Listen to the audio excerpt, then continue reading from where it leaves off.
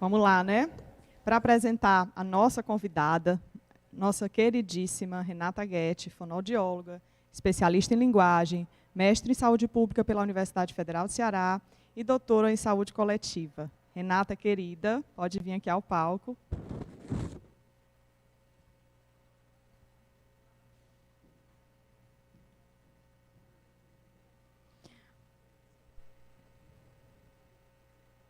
Pronto. Está contigo, Renatinha. Obrigada, bom dia. Antes de mais nada, eu quero dizer da minha alegria enorme de, mais uma vez, estar aqui com a Silviane e a Clarissa.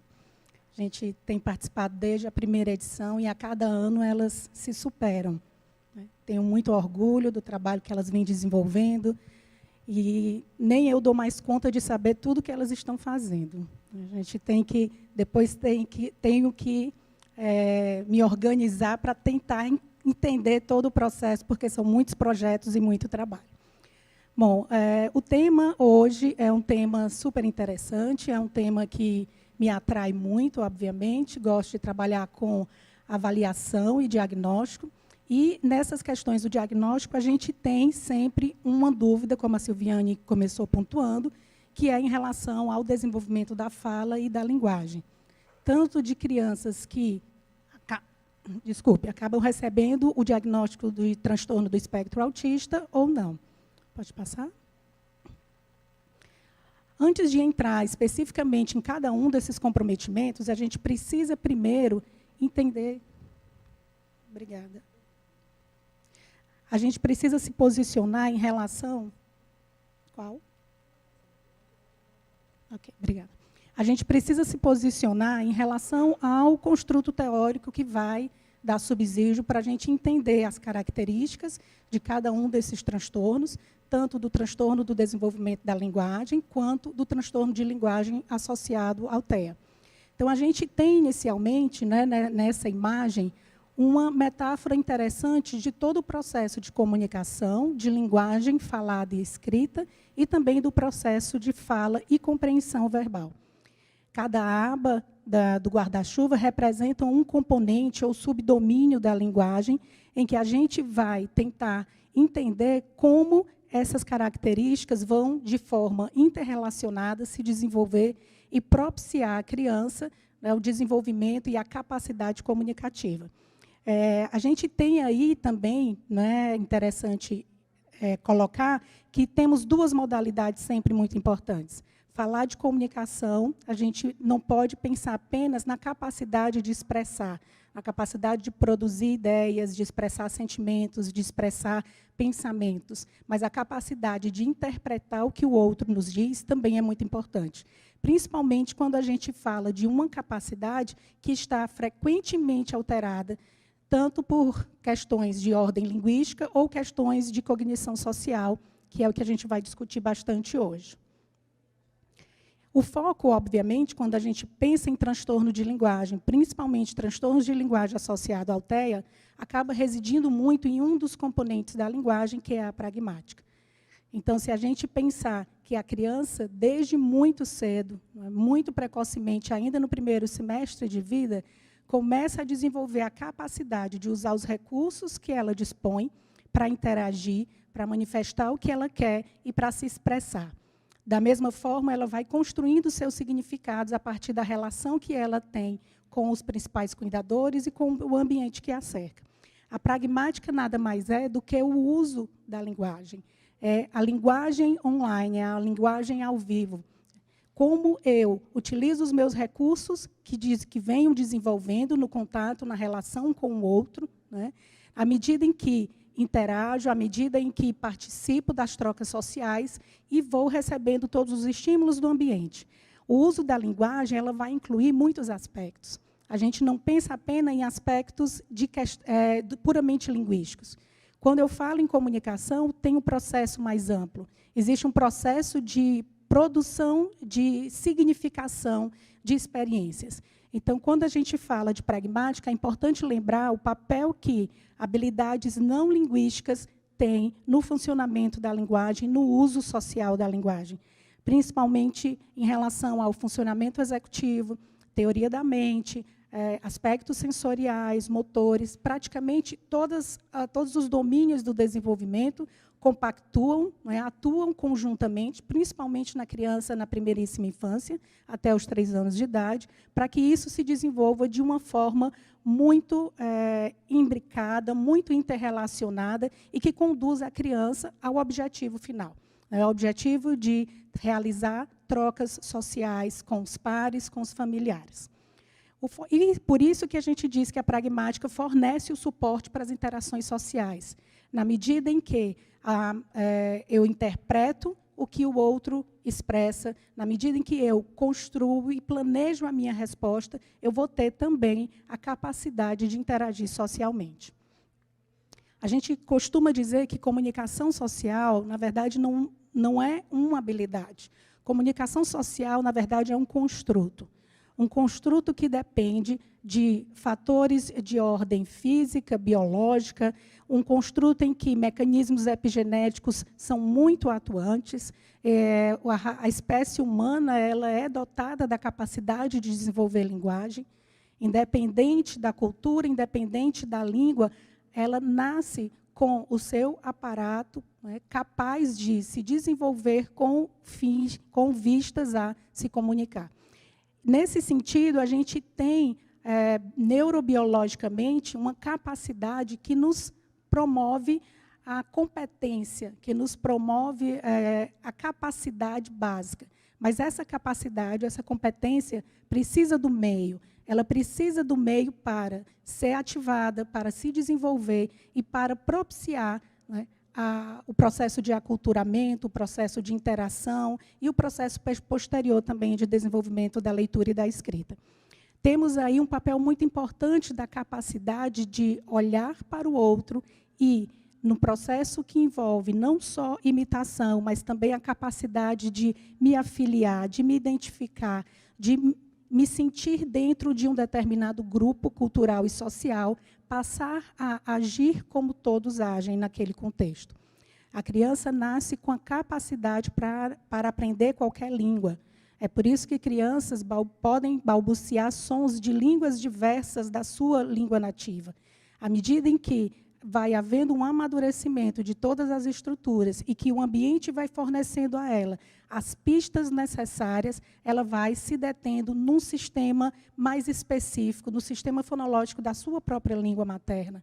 Ela vai aprendendo regras de convivência, ela vai aprendendo como interpretar, como utilizar todos os recursos de comunicação, sejam eles verbais ou não verbais, para o processo de comunicação e interação. Nessa perspectiva, a gente tem uma meta final, o comportamento social recíproco, a comunicação recíproca. Aliás, é até redundante falar em comunicação recíproca, porque quando se fala em comunicação, necessariamente estou falando de uma atividade dialógica, uma atividade que pressupõe que 2 pessoas estão interagindo em um processo de troca.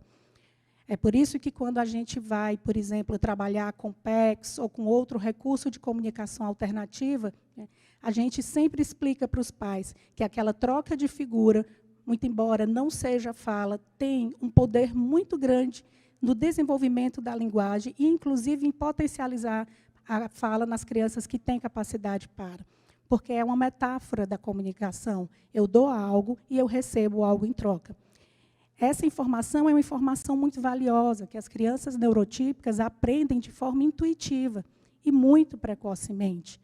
No momento em que o bebê troca olhares com a mãe durante a amamentação, no momento em que uma criança de 8 meses é capaz de apontar e dividir com o outro algo que lhe interessa, no momento em que a criança triangula a atenção, todas essas perspectivas dão a ela o conhecimento e a aprendizagem da relação comunicativa, do quanto o outro é importante para a comunicação. Isso já passa a ser uma dificuldade, um aprendizado um pouco mais árduo para as crianças que têm transtorno do espectro do autismo. Então, nessa perspectiva, a gente precisa estar ciente de que esse construto de comunicação social, ele se desenvolve a depender de vários domínios. E o engajar-se emocionalmente é a meta final de todos eles. Algumas crianças nós vamos conseguir que isso aconteça por meio da fala. Outras crianças vamos conseguir que isso aconteça por meio de língua de sinais, por meio de troca de figuras, por meio de um aplicativo no iPad, por meio da escrita. Mas o mais importante é entender que o processo de comunicação ele é inerente ao ser humano. E nós não podemos prescindir desse objetivo no processo terapêutico, independente da área de atuação. Então, trabalhar com crianças implica em necessariamente dar a elas o suporte necessário para que elas possam se expressar, para que elas possam apreender do mundo o que for necessário e conseguir expressar-se de qual maneira for. Nessa perspectiva, a mesa vem trazer uma temática que envolve 2 transtornos de linguagem, especificamente. Falamos do TDL, transtorno do desenvolvimento da linguagem, e do transtorno de linguagem associado ao TEA. É um debate interessante, mas principalmente porque há uma divergência teórica muito grande nas pesquisas. Então, nós temos grupos de pesquisadores que trazem informações importantes, que dão a perspectiva de como a criança pode ter um comprometimento muito similar ao outro, principalmente quando estamos falando de quadros mais leves. Crianças com quadros mais leves deixam a possibilidade do diagnóstico diferencial ainda mais difícil. Obviamente, de um ponto de vista mais grosseiro, de um ponto de vista mais geral, pensar na presença de interesses mais restritos, de atividades mais repetitivas da criança com TEA, permite diferenciar da criança com TDL. Mas há mais similaridades do que diferenças em relação às características linguísticas. E é essa contribuição que a gente tenta dar com a mesa de hoje. O transtorno do desenvolvimento da linguagem, que durante muito tempo ficou conhecido como distúrbio específico de linguagem, é um transtorno estudado há muitas décadas. Muito embora ele tenha recebido nomes distintos durante esses estudos, no decurso destas décadas, nós temos prioritariamente uma nomenclatura que ficou um pouco mais conhecida, que é o do distúrbio específico de linguagem. Um grupo de pesquisadores, liderados pela doutora Bishop, eles começaram a pensar na importância de conciliar essas informações e de tentar trazer uma nômina que fosse mais atual. É nesse sentido que o consórcio do Catalyze, ele traz para a gente a nomenclatura do TDL, do transtorno do desenvolvimento da linguagem, em que algumas mudanças foram feitas nos critérios diagnósticos. Então, hoje, por exemplo, continuamos sabendo que o TDL ele tem uma natureza primária, então são crianças que, essencialmente, têm dificuldades de linguagem.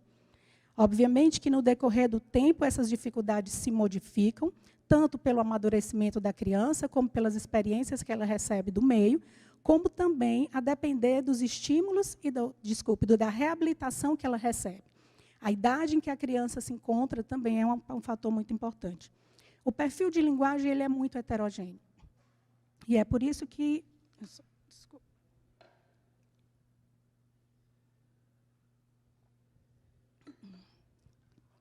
Uma fono disfônica, precisa beber bastante água para não perder a voz durante a fala. Então, é por isso que a gente tem um perfil muito heterogêneo, e isso foi também dos aspectos que se modificou. No distúrbio específico de linguagem, havia a tentativa de subcategorizar o DEL. E as pesquisas começaram a ver que isso era muito difícil, porque os quadros eram muito distintos entre as crianças afetadas. Muito embora um subgrupo permanecesse com mais casos, mais prevalente, principalmente com prejuízos estruturais da linguagem, com alterações fonológicas, alterações morfológicas na formação de palavras, alterações na capacidade de estruturar sentenças. Existia também crianças com prejuízos em outras áreas e com prejuízos em graus muito distintos de severidade. Nesse aspecto, há uma similaridade muito grande com o transtorno de linguagem associado ao TEA. Muito embora a gente tenha um subgrupo de crianças que apresenta um quadro mais homogêneo, no sentido de termos dificuldades em componentes e dimensões de forma semelhante, a maneira como a criança tem dificuldade e o grau de severidade também varia muito. Nessa perspectiva, o DEL passou a chamar TDL, não é? E, infelizmente, não foi uma nomenclatura que entrou no DSM-5. O DSM-5 continua usando a nômina de transtorno de linguagem, e incluiu nesse aspecto crianças também com quadros persistentes de alterações de linguagem de natureza primária, ou seja, não são melhor explicados por deficiências intelectuais, por quadros de epilepsia, por deficiências auditivas, visuais, entre outras. E, muito embora o TDL, hoje, tenha uma prevalência muito maior do que a do autismo, ele continua sendo muito subdiagnosticado. É muito provável que várias crianças com quadros leves de autismo possam também, na verdade, ter o TDL. Porque, à medida em que a criança vai crescendo e vai atuando no mundo, as dificuldades vão se acumulando. Então, muitas vezes, uma criança que começa com um quadro de TDL muito centrado no aspecto estrutural da linguagem, com muitas trocas fonológicas, com dificuldade de formar frases, muitas vezes essa criança, pela dificuldade de construir uma frase, de elaborar um discurso que seja compreensível, ela acaba, de forma secundária, tendo dificuldades na esfera pragmática. E isso, às vezes, confunde. E, na verdade, é um grande desafio para nós fonoaudiólogos conseguirmos, durante o processo de avaliação, não apenas descrever as características de linguagem em termos de potenciais e de fragilidades, mas também tentar entender quem veio primeiro. É uma criança que tem dificuldade de expressão e de compreensão na mesma ordem. É uma criança que acabou desenvolvendo uma dificuldade de compreensão pelas faltas de oportunidades de comunicação que o déficit expressivo lhe causou. É uma criança que tem déficits pragmáticos primários ou cuja habilidade de usar a linguagem socialmente foi afetada pela alteração na estrutura da linguagem. São raciocínios que a gente precisa fazer durante o processo de avaliação, porque eles mudam condutas. Então, tudo que muda conduta é necessário para que a gente possa dar à criança, não é, o melhor atendimento para ela e um atendimento que tenha o melhor impacto no comportamento adaptativo, não é, na vida como ela é, no funcionamento da criança no dia a dia e em suas atividades. A gente tem, assim como o transtorno de linguagem associado ao TEA, crianças mais prevalentes no sexo masculino e, obviamente, a gente precisa entender também que outros comprometimentos vão mimetizar quadros de TDL. Né? E a gente precisa estar atento a isso durante o processo de diagnóstico diferencial. Se a gente pensar no transtorno de linguagem associado ao TEA, né, assim como no TDL, a gente tem um quadro de linguagem muito heterogêneo. Nós temos crianças que podem ter comprometimentos maiores na compreensão, outras na expressão. Componentes podem estar alterados, muito embora o subgrupo principal apresente dificuldades de ordem pragmática. Isso foi algo que muitos cientistas e muitas instituições de classe questionou quando o DSM-5 trouxe um diagnóstico diferente para alterações pragmáticas e de comunicação social. Porque o transtorno da comunicação social passou a sair de dentro do quadro anterior, que era DEL, e que nós tínhamos crianças com comprometimentos semânticos pragmáticos, sem comprometimentos de base na estrutura da linguagem, e que agora, pelo DSM-5, passam a receber o título, a nomenclatura de transtorno da comunicação social. Então, precisamos ver, no decorrer dos próximos anos, se essas crianças, de fato, aparecem nos consultórios, nas instituições, nos centros de pesquisa, e se esses critérios eles realmente dão conta de fazer essa diferenciação. Em relação ao TEA, a gente tem também, assim como no TDL, um quadro de transtorno de linguagem muito persistente e que tem um impacto deletério muito grande na capacidade da criança realizar as atividades do dia a dia. Pensem que a impossibilidade de comunicar um simples desejo de ir ao banheiro, de pedir água, de pedir para sair, de pedir uma pausa porque está cansado de uma terapia, ou pedir para trocar um filme que gosta, passa a ser um trabalho hercúleo para a criança. É por isso que o trabalho com a comunicação ele é a prioridade em todas as crianças que têm problema de linguagem, sejam elas autistas ou não. Precisamos dar a ela a possibilidade de se comunicar e de compreender o que o outro tenta comunicar a ela. Do ponto de vista de prevalência, né, a gente tem uma prevalência do TEA bem menor do que a do TDL, mas, mesmo assim, ele, obviamente, tem uma possibilidade de impacto funcional muito maior, e, nesse aspecto, acabamos vendo crianças em que o transtorno de linguagem no TEA é mais prejudicado do que o transtorno de linguagem, né, o TDL. Muito embora o TDL também tenha níveis de severidade, assim como o transtorno de linguagem associado ao TEA. Aqui um lembrete, né, a gente nunca pode esquecer, principalmente no nosso país, principalmente na nossa região. Nós temos aí um estudo que já na década de 70, estudos muito conhecidos, que se iniciou na década de 60, com crianças de classe baixa, numa situação de muita crise financeira e pós-guerra, e nós temos estudos mostrando o quanto o meio socioeconômico determina as possibilidades de desenvolvimento linguístico de uma criança. E se nós pensarmos que nós temos crianças com TDL e crianças com TEA também, entre aqueles de um nível socioeconômico mais baixo, fica fácil entender como a bola de neve cresce, porque eu tenho aí, né, um acometimento muito maior. Pensem que, por exemplo, nesse gráfico do estudo inicial, há um gap de 30 milhões de vocábulos entre as crianças de classe baixa e as crianças de classe média e alta. Então, uma criança que tem TDL e vive em um nível socioeconômico baixo, ela vai ter um quadro com muito mais comprometimento. Então, há um aumento muito grande na prevalência, né, no nível social mais baixo, e a possibilidade de reabilitação, a possibilidade de recursos terapêuticos, de acesso a serviços, é ainda muito precária. Então, um lembrete para que a gente precisa incluir, né, de que os nossos pesquisadores precisam incluir crianças de todas as esferas socioeconômicas, para não correr o risco de simplificar, né, o nível de alteração de linguagem nas crianças de classe baixa. Vamos começar a tentar entender, de uma perspectiva mais linguística, né, de uma perspectiva mais prática, o que a gente vai diferenciar numa criança com TDL ou numa criança com transtorno de linguagem associado ao TEA. Os dois têm perfis de linguagem muito heterogêneos.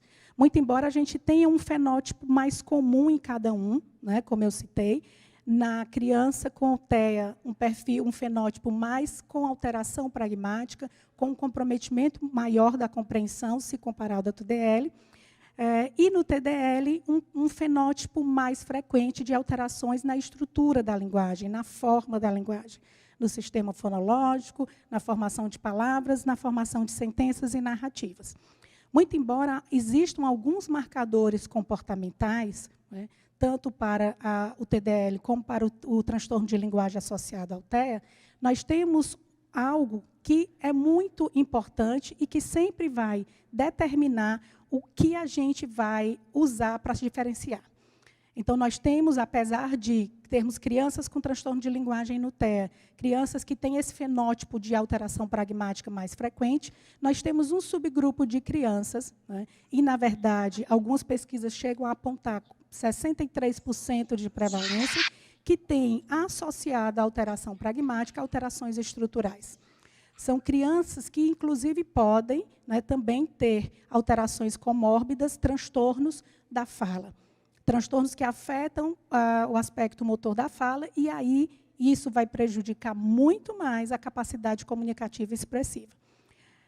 Nesse fenótipo também do TDL, temos um subgrupo de crianças, né, como a gente já sabia, então os fonoaudiólogos já descreviam isso muito bem, os psicolinguistas, que eram crianças com TDL com um comprometimento mais notado na pragmática.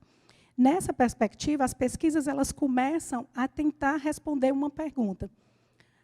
É possível que uma criança tenha TDL e TEA ao mesmo tempo? Esses transtornos, o TDL e o transtorno de linguagem ligado à TEA, são condições diferentes ou fazem parte de um contínuo?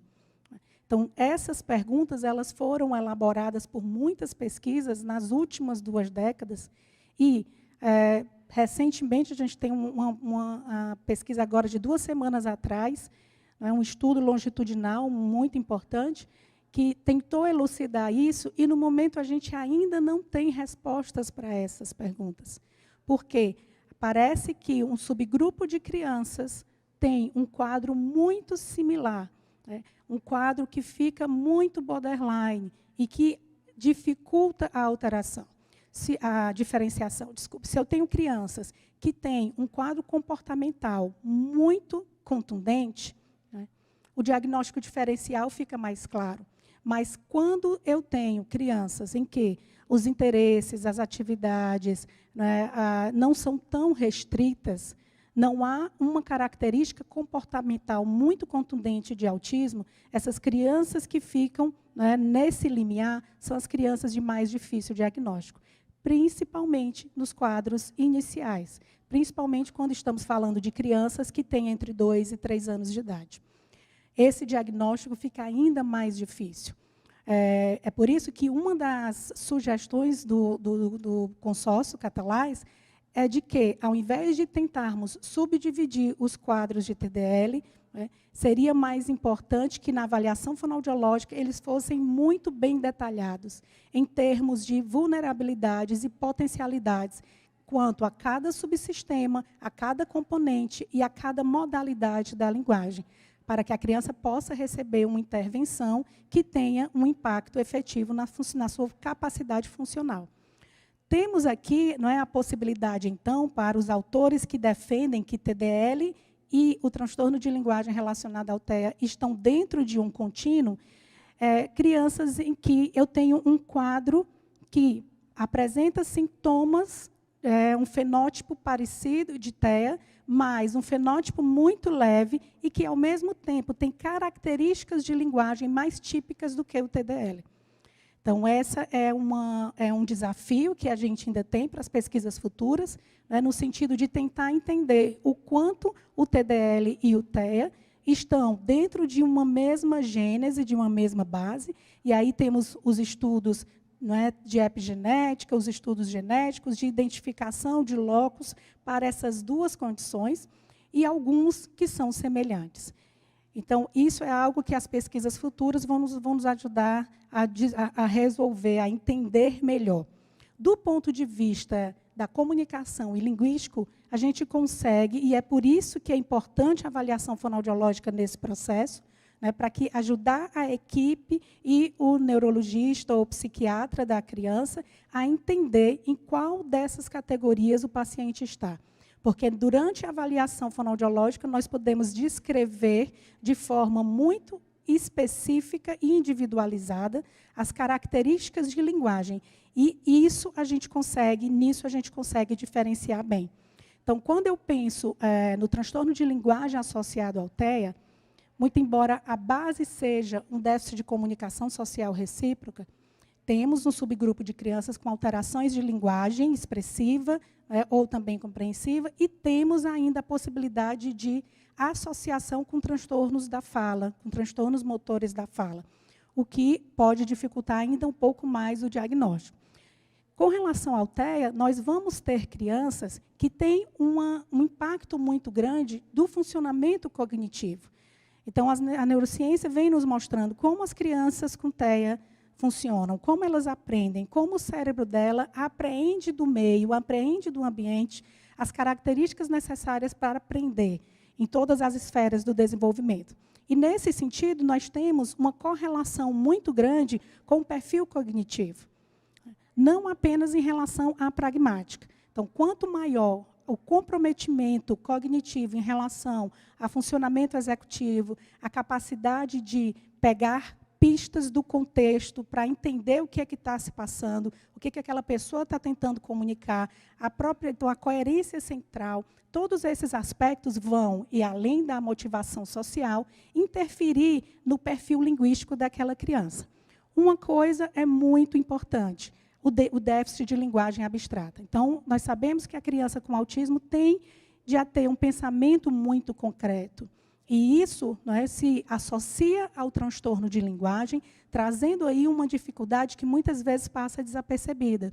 Não é incomum, né, nesses 20 anos de clínica, ter ouvido muitas vezes de colegas fonoaudiólogos, pais ou profissionais, né, que a criança tinha um autismo de alto funcionamento, naquele momento ainda do DSM-4, ou que tinha síndrome de Asperger, e por isso ela não precisava de uma avaliação fonoaudiológica, porque ela não tinha problema de linguagem. E aí, nesse momento, se esquece que o componente pragmático é um componente da linguagem e da comunicação social, e é um componente notadamente alterado na criança com TEA. Muitas vezes temos crianças que falam muito precocemente, que têm hiperlexia, que aprendem a ler sem instrução formal, que têm um vocabulário muito rebuscado, mas que, quando chegam, após o processo de alfabetização, começam a manifestar dificuldades para compreender os textos da escola. Fazer inferências, entender a ambiguidade lexical, isso depende de uma capacidade linguística anterior. Então, é por isso que mesmo as crianças que aparentemente não têm um transtorno de linguagem, na estrutura da linguagem, precisam ser avaliadas, porque o componente pragmático ele começa a se desenvolver no primeiro ano de vida, e ele precisa ser trabalhado desde esse momento. Então, nós temos, por exemplo, a ambiguidade lexical. Como a criança consegue entender que uma palavra pode representar 2 significados diferentes?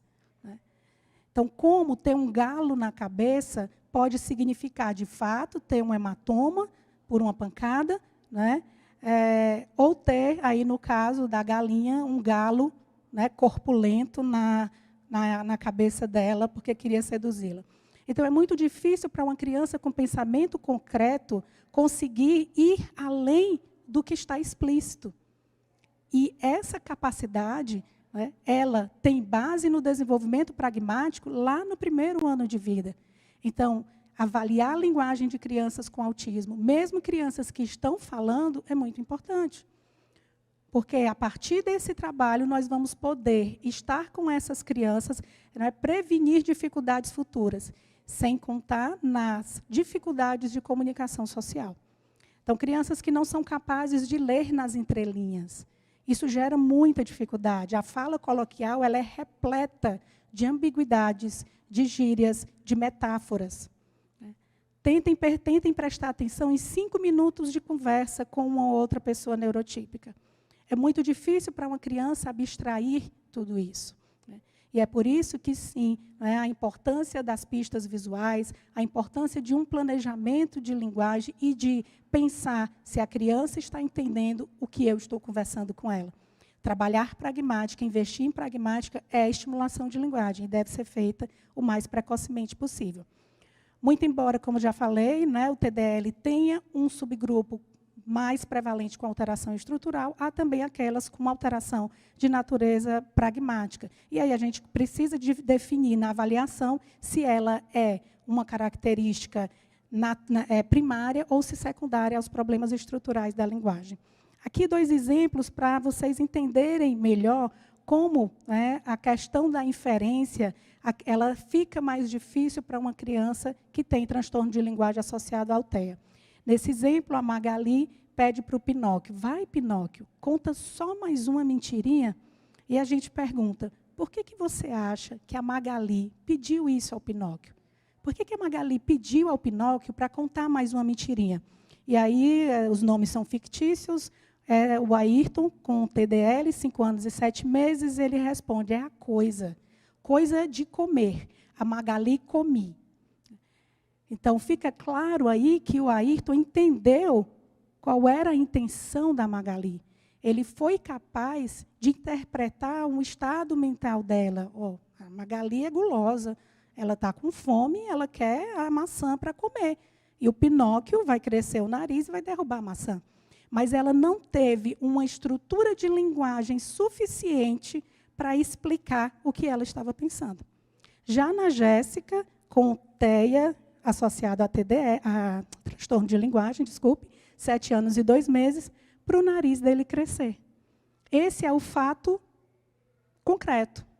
Todo mundo sabe que, quando o Pinóquio conta uma história, o nariz dele cresce.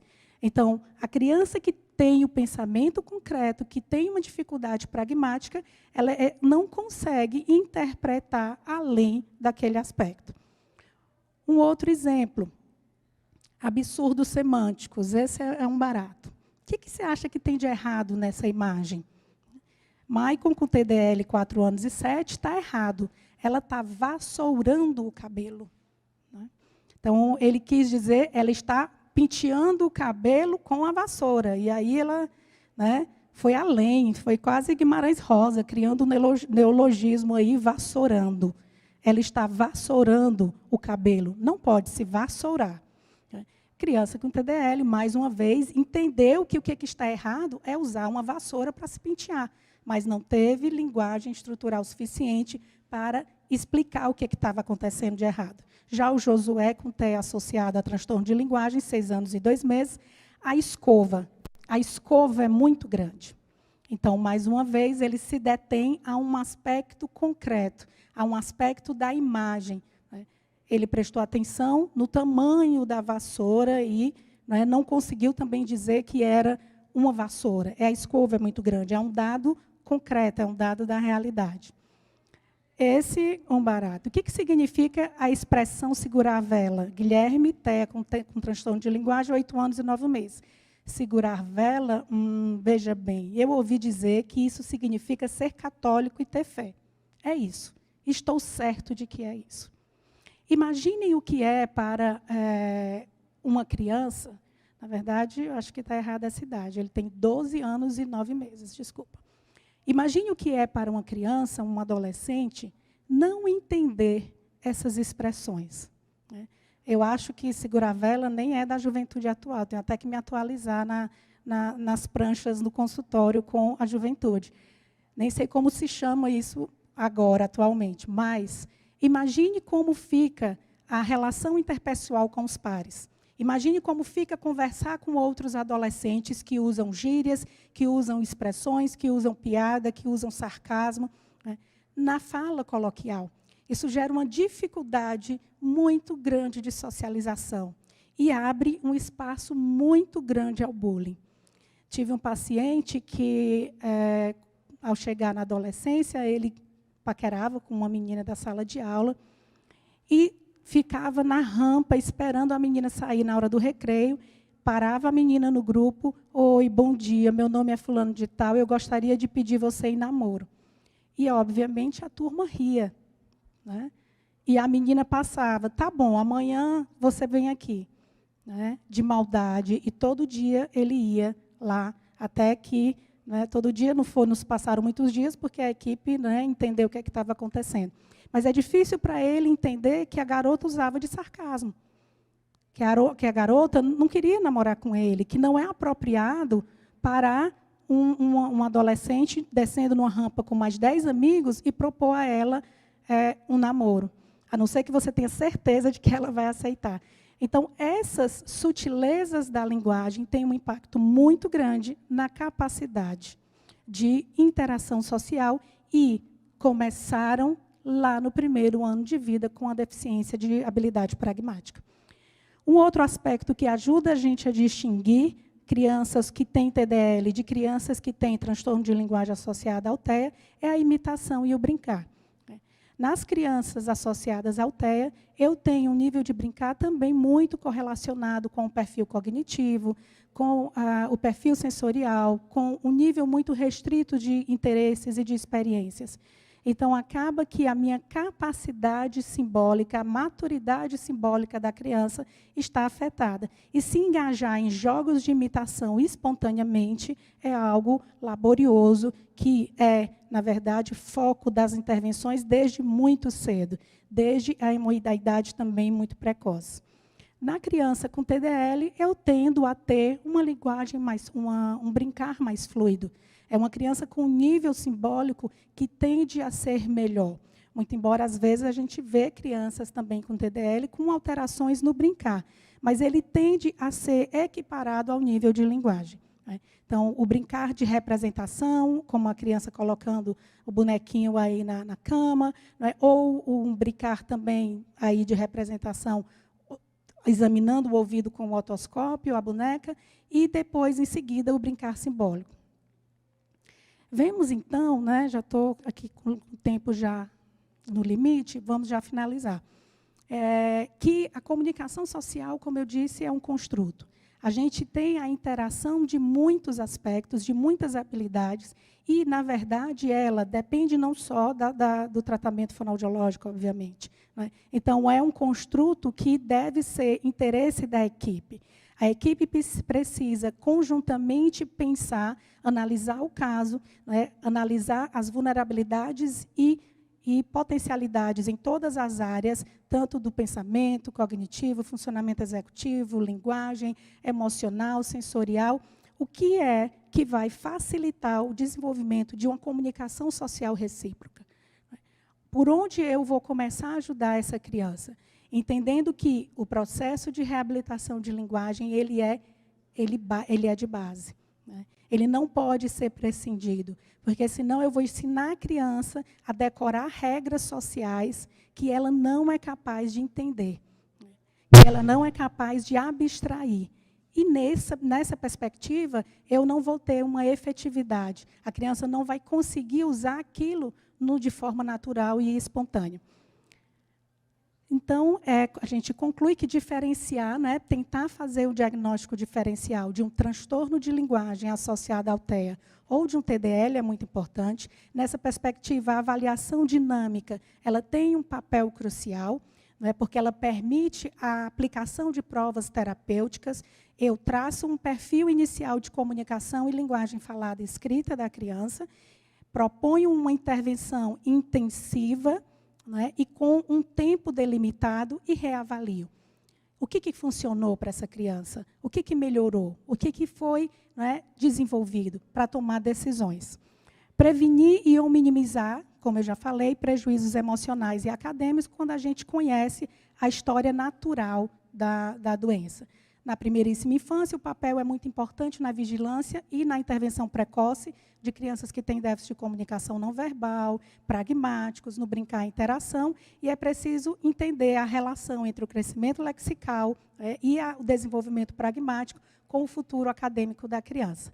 No fim, o que a gente precisa é ajudá-la a significar as experiências, trazer do ambiente tudo o que ela precisa para conseguir dar significado e usar na sua vida cotidiana.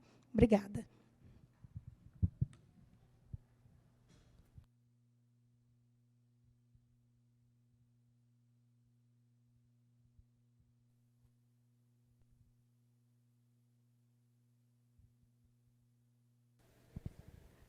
Obrigada, Renata. Muito obrigada.